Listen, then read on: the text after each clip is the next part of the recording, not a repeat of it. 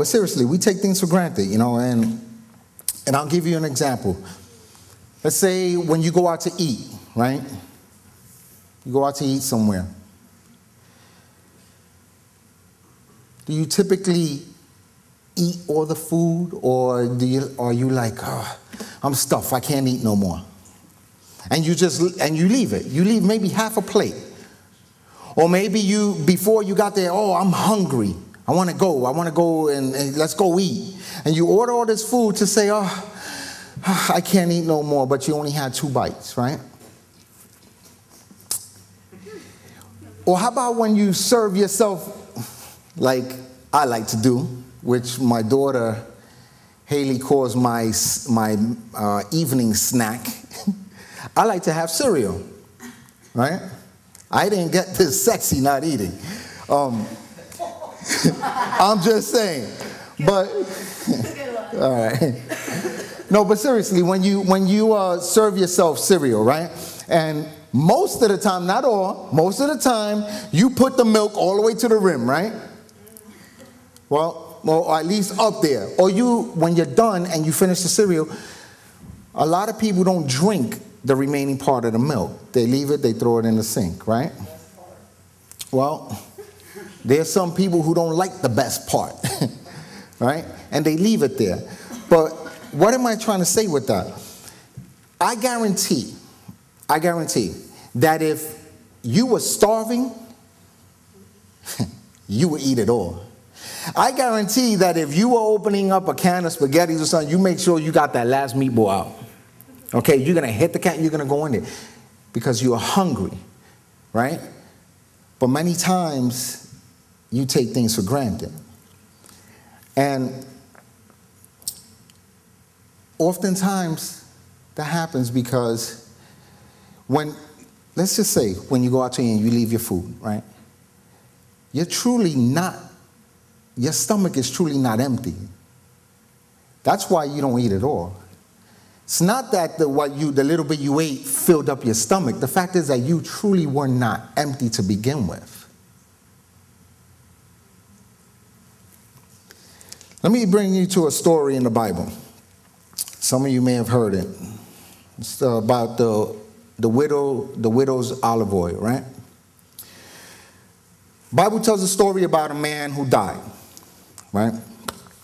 And he left his wife with 2 sons.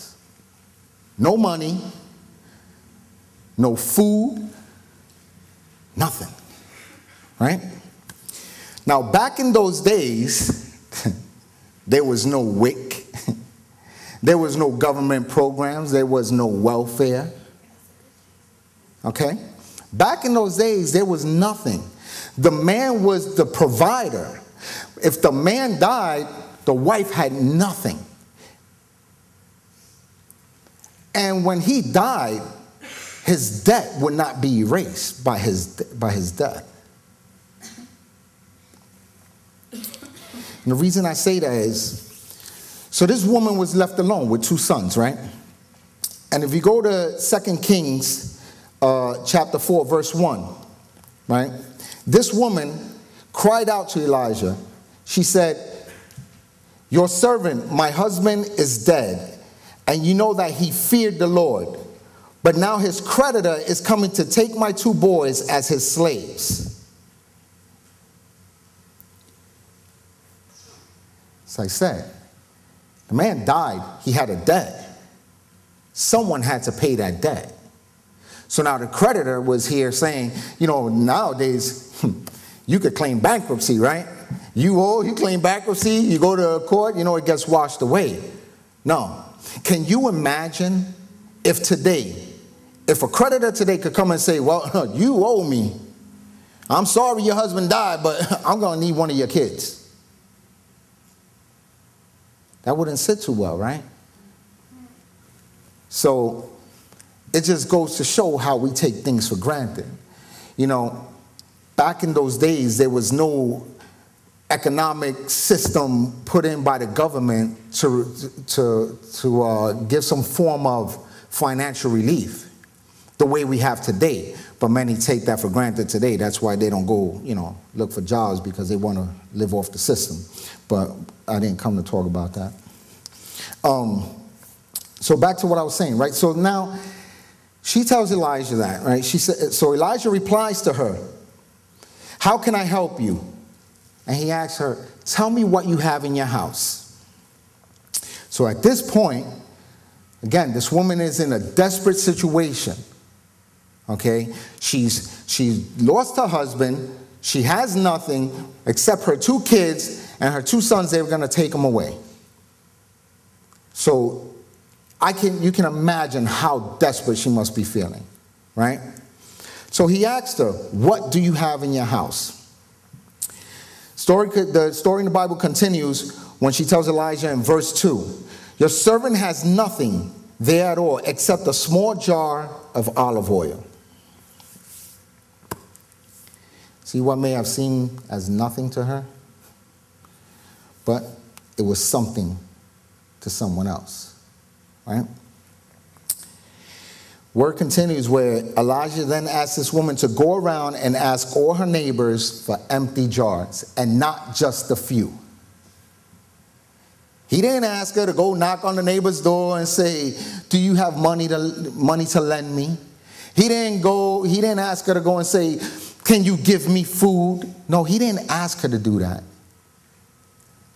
He asked this woman to go to her neighbors and ask for empty jars. I take it as Elijah recognized that this woman had emptiness in her life, but maybe she was not empty enough. That's why he was sending her to go get some more emptiness, because he was planning something. He had something that was going to happen. He was going to fill that emptiness with something that she needed. Bible continues. The story continues in the Bible where she gathers all the empty jars, right? Then he sends her inside. And he sends her inside. He tells her to close the door behind her and her sons, right? In verse 4, he tells her, "Pour oil into all the jars, and as each is filled, put it to one side." As she's doing all this with her little jar that had a little bit of olive oil, she was filling all these empty jars.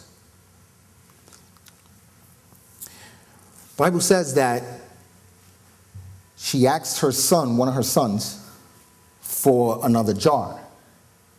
But there were no more empty jars. So what happened? The oil stopped pouring. At that point, the oil stopped pouring from her little jar. Elijah then sends this woman to say, "Go and sell what you have and live off of the profit." She was filled with a necessity. She was filled with a need. I don't think it's any coincidence that God fills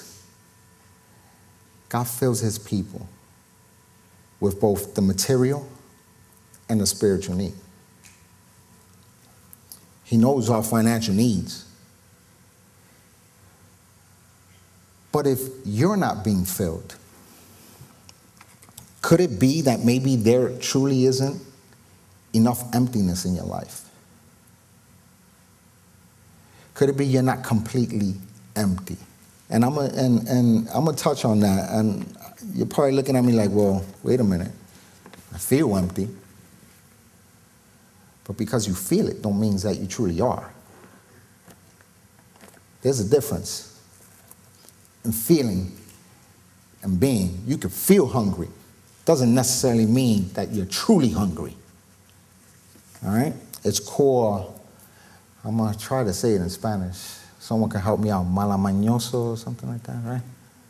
Yeah, something like that. Oh, not enough Puerto Ricans here. All right. But it's something like that. Someone who just, whatever, likes to waste food, right?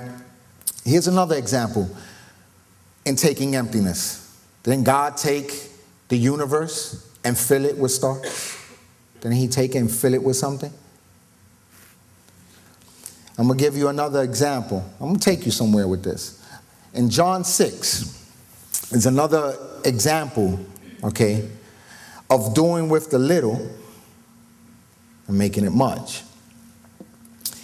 In John 6, it talks about where Jesus, remember the, you know the story about the 5 loaves of bread, the 2 fish, right?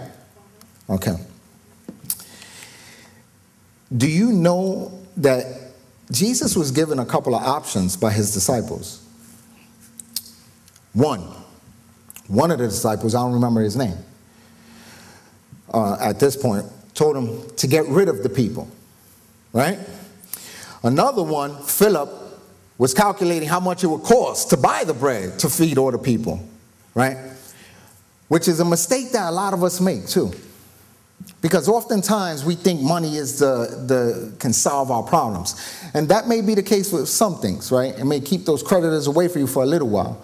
But, poor managers will end up developing a close relationship with those creditors. But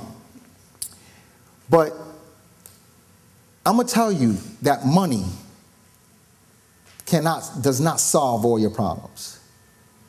Money could buy you a bed, right? Doesn't mean you're going to get a good night's sleep. Right? I mean, money will buy you medicine. It's not going to make you healthy.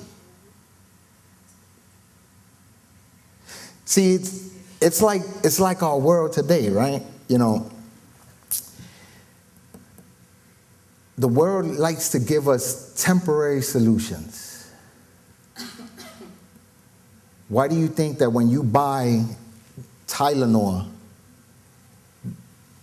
or Advil, right in the front it says temporary relief? It's not permanent.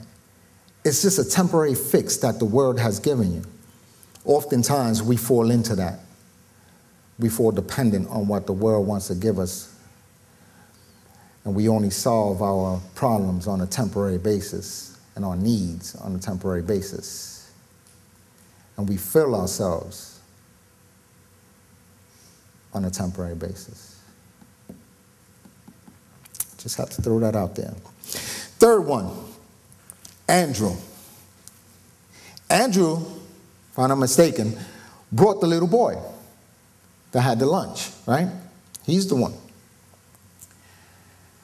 And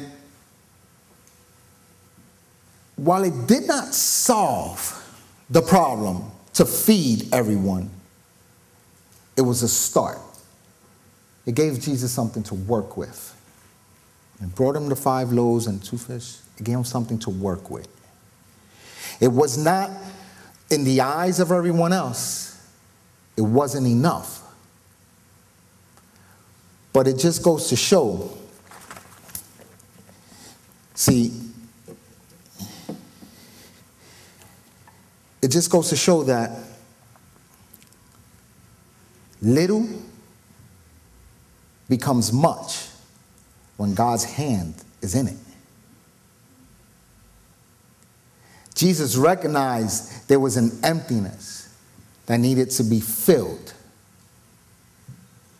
There was an emptiness in the stomachs of 5,000 plus people.